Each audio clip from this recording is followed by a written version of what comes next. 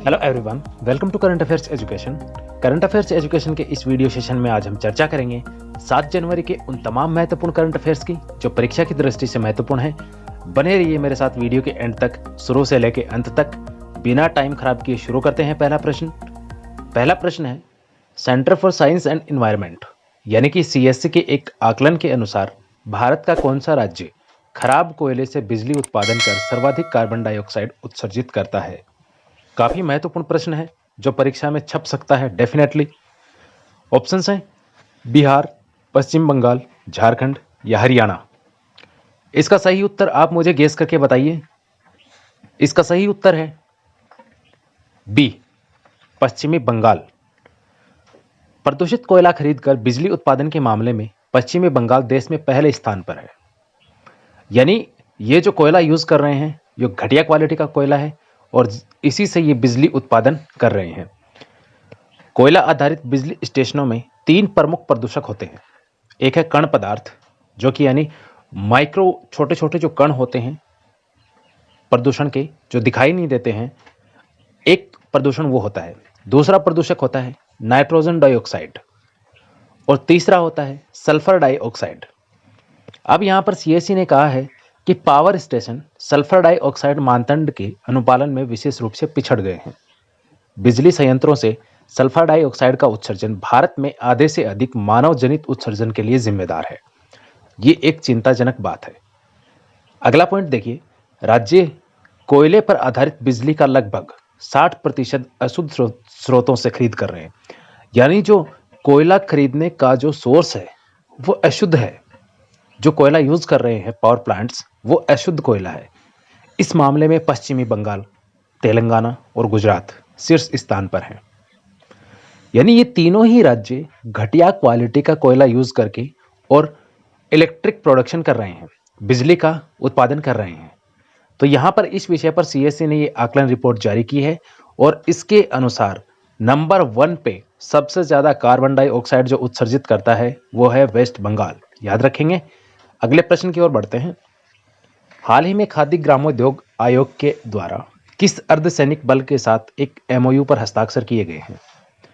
सीमा सुरक्षा बल यानी कि BSF, भारत तिब्बत सीमा पुलिस यानी कि ITBP, सशस्त्र सीमा बल SSB या फिर RPF रेलवे सुरक्षा बल।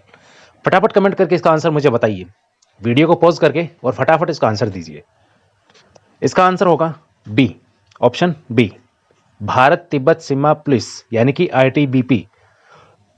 इसके बारे में चर्चा करें उससे पहले मैं आपसे जानना चाहूंगा वर्तमान में ITBP के प्रमुख कौन है और ITBP की स्थापना कब की गई थी, ये आप मुझे कमेंट करके बताइए। इस MOU पर हस्ताक्षर स्वदेशी अभियान की परिकल्पना को ध्यान में रखकर किए गए हैं, यानी स्वदेशी को बढ़ावा देने के लिए। और ये जरूरी भी है आज के दिन। सबसे ज्यादा आत्मनिर्भर भारत अभियान है।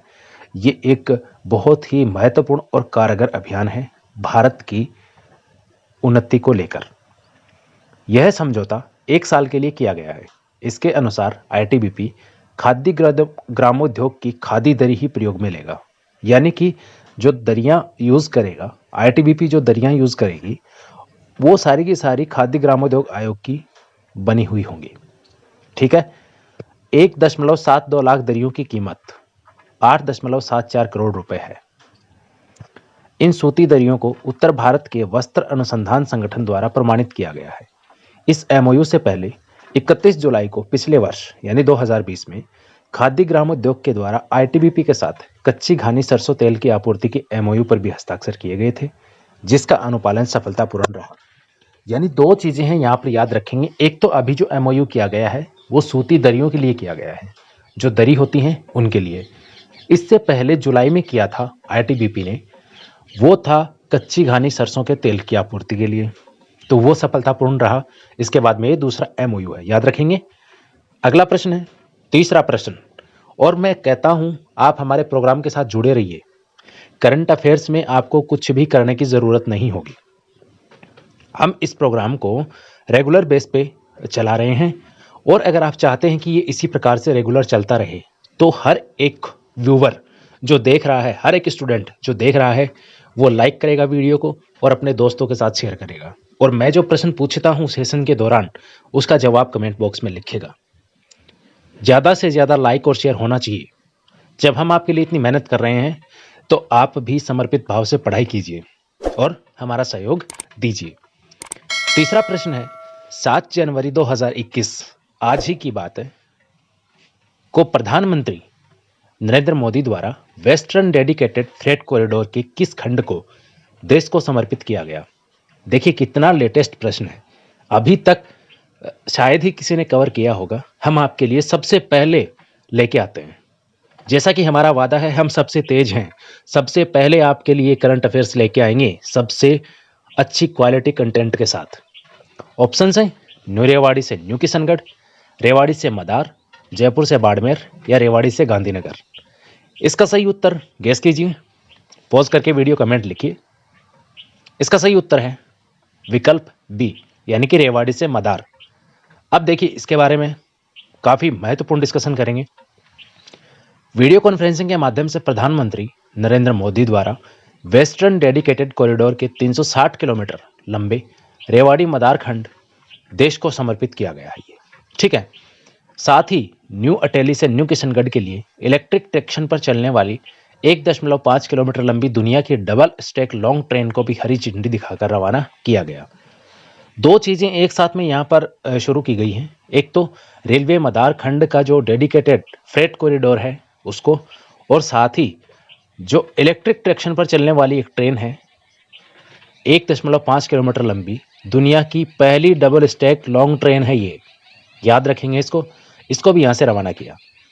पश्चिमी समर्पित माल वहन गलियारे, जिसको इंग्लिश में अभी हमने कहा था वेस्टर्न डेडिकेटेड कॉरिडोर, उसी को हिंदी में कहेंगे पश्चिमी समर्पित माल वहन गलियारा का रेवाड़ी मदार खंड।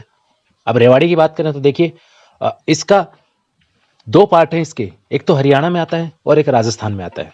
हरियाणा में कौन कौन से जिलों में आता है देखिए, महेंद्रगढ़ और रेवाड़ी जिलों में लगभग 79 किलोमीटर इसका खंड है, ये हरियाणा में है। इसका अधिकतर जो भाग है, अधिकांश भाग है, वो कहाँ पर है? राजस्थान में। राजस्थान के जिले हैं जयपुर, अजमेर, सीकर, नागौर, अलवर। इन जिलों में 227 किलोमीटर के लगभग में ये स्थित है और फैला हुआ है। तो ये यहाँ पर याद रखेंगे, डेफिनेटली यहाँ से प्रश्न बनेगा। अभी राजस्थान में एग्जाम होने वाले हैं, पटवारी, फॉरेस्ट गार्ड, फॉरेस्टर और भी जैसे कि रीट वगैरह, डेफिनेटली करंट अफेयर्स के प्रश्न यहाँ से पूछ सकता है। और अधीनस्थ बोर्ड हमेशा ऐसे ही प्रश्न पूछता है, याद रखना।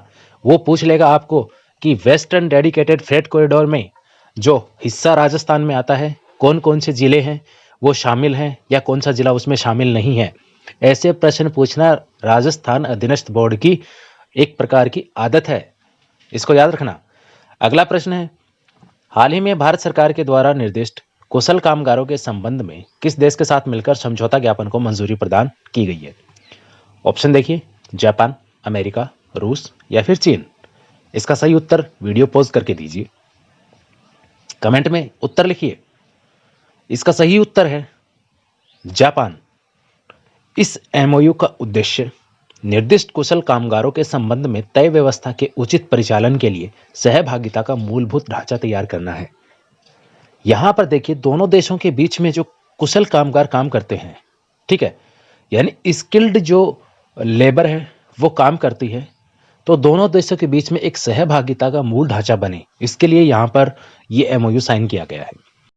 एमओयू के अंतर्गत भारत के कुशल कामगारों को जापान में निर्दिष्ट स्थानों पर भेजा जाएगा।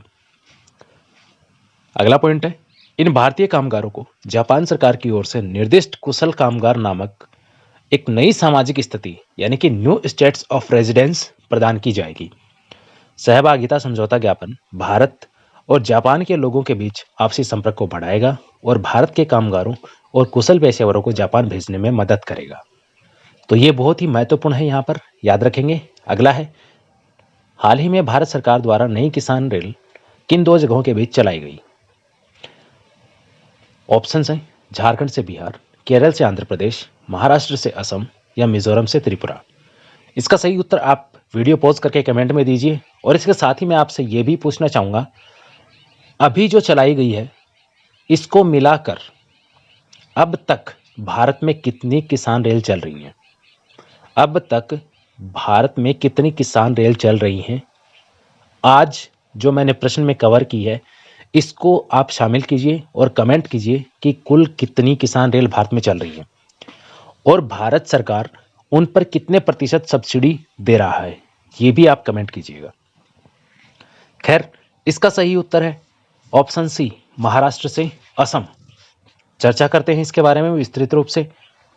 नई किसान रेल है, ये नागरसोल महाराष्ट्र से गुवाहाटी असम के लिए चलाई गई है।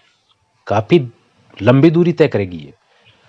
इस किसान रेल में 522 टन प्याज 50% सब्सिडी के साथ भेजा गया है। आपने कमेंट किया तो अच्छी बात है, अगर नहीं किया तो सब्सिडी मैंने आपको यहाँ पर बता दी है कि किसान रेल के ऊपर केंद्र सरकार 50% सब्सिडी देती है। और ये जो अभी ट्रेन चली है लेटेस्ट, इसमें पहली बार 522 टन प्याज है वो भेजा गया है। बिकॉज आप जानते हैं कि महाराष्ट्र में सबसे ज़्यादा प्याज का उत्पादन होता है। नासिक का नाम सुना होगा आपने, नासिक है, वहाँ का प्याज है वो फेमस है और सबसे ज़्यादा प्याज है वो भी वहाँ पर उत्पादन किया जाता है उसका। तो वहाँ से प्याज है वो असम के लिए भेजा गया है। अगला प्रश्न है, नीति आयोग के थिंक टैंक के अनुसार किस राज्य के जिले को नवंबर 2020 के लिए आकांक्षात्मक जिलों यानी कि एस्पिरेशनल डिस्ट्रिक्ट्स की सूची में शीर्ष स्थान प्राप्त हुआ है? तो कौन सा जिला है, किस राज्य का जिला है, कमेंट करके बताइए। ऑप्शंस हैं बिहार, असम, केरल या झारखंड। इसका सही उत्तर वीडियो पॉज करके दीजिए। इसका सही उत्तर है आंसर डी। याद रखना, answer D, very important. NITI Aayog के थिंक टैंक योजना के अंतर्गत रामगढ़ एक जिला है झारखंड का, इस जिले को शीर्ष स्थान प्राप्त हुआ है। यहां पर मैं एक छोटा सा प्रश्न पूछूंगा डेफिनेटली आपसे। आप मुझे यह बताइए कि नीति आयोग की स्थापना कब हुई थी? नीति आयोग की स्थापना कब हुई थी और इसने किस आयोग को प्रतिस्थापित किया था, यह भी आप कमेंट में बताइए। अगला है, कर्नाटक का यादगीर दूसरे स्थान पर रहा और गढ़चिरौली है, ये महाराष्ट्र का जिला है तीसरे स्थान पर। तो ये 3 जिले हैं, याद रखेंगे। और ये जो रैंकिंग है ये कब की है, याद रखना है, नवंबर 2020 की अभी जारी हुई है। नेक्स्ट है, इन जिलों की रैंकिंग स्वास्थ्य, पोषण, शिक्षा, कृषि और जल संसाधन, वित्तीय समावेश, कौशल विकास और बुनियादी ढांचा विकास के आधार पर की गई है। जनवरी 2018 में शुरू किए गए एस्पिरेशनल डिस्ट्रिक्ट प्रोग्राम का उद्देश्य उन जिलों को बदलना है जिन्होंने प्रमुख सामाजिक क्षेत्रों में अपेक्षाकृत कम प्रगति दिखाई है। सो ये था आज का सेशन। वीडियो सेशन आपको कैसा लगा कमेंट में बताइए और ज़्यादा से ज़्यादा इसको शेयर कीजिए। मिलते हैं अगले एपिसोड में, तब तक के लिए गुड नाइट, नमस्कार and God bless you all.